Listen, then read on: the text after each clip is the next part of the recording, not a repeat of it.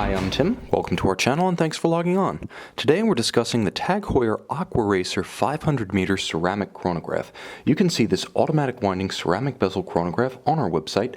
Purchase it there, and if you enjoy these videos, please subscribe to our YouTube channel. You can also click on the card in the upper right hand corner of the screen at any time to see our full listing for this watch, with additional accessories included, high resolution images, and naturally complete pricing details.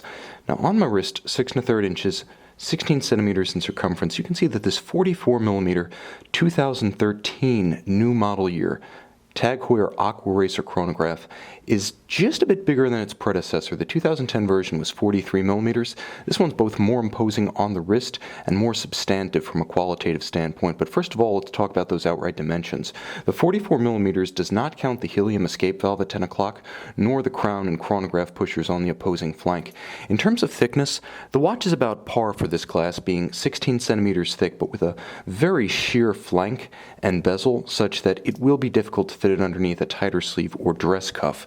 Now from lug to lug, the watch is actually quite compact, being 50 millimeters from lug to lug. This is an easier watch to fit across a narrow forearm like my own, and because the bracelet itself doesn't have any tendency to flare out, that is, you can pull it straight down around the tighter curve of a small wrist.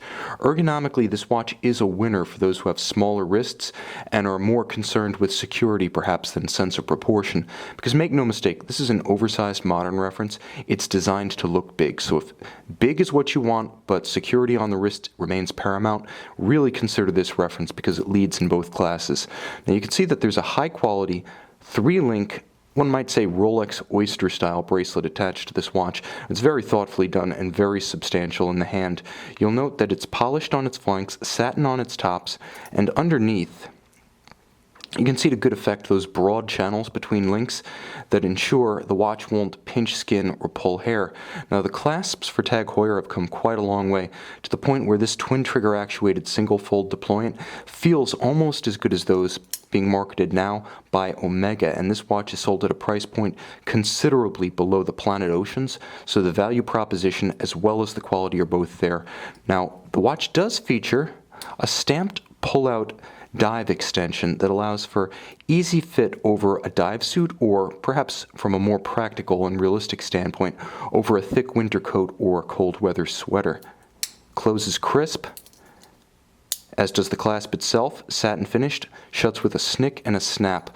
But the star of this watch, and the namesake of this model, is the ceramic bezel. Now the ceramic bezel means that essentially the fired material that's used as the bezel insert is effectively as scratch resistant as the sapphire crystal itself.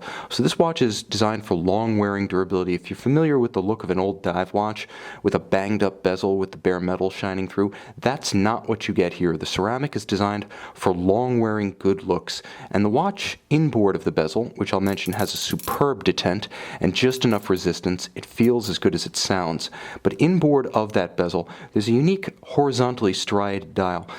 Luminescence, legibility, simplicity, all of these are the guiding lights of this watch's design philosophy. You can tell at a glance what time it is, and you can see the classic Valjoux 7750 style chronograph layout, so that in conjunction with the date at 3 o'clock, it's a vertically as well as laterally balanced dial. Quite handsome, quite legible, and it glows like a torch at night. Now inside the case back, featuring the diving helmet logo, there sits a caliber 16, which is Heuer nomenclature for the ETA, or formerly Valjoux, chronograph caliber 7750. Here it's hermetically sealed against 500 meters of depth with a screw-down crown, rubberized like the pushers themselves, as well as a helium release valve at 10 o'clock. Now this is exclusively for exotic gas mixtures and diving bells, so something you're unlikely to ever need, but it's great to see that kind of feature content on a watch that honestly undercuts most competing models from Omega by thousands of dollars, while delivering perhaps 90 to 95% of the material quality. You'll also note the handsome finish of the watch, with high polish on the flanks and satin on the lug tops.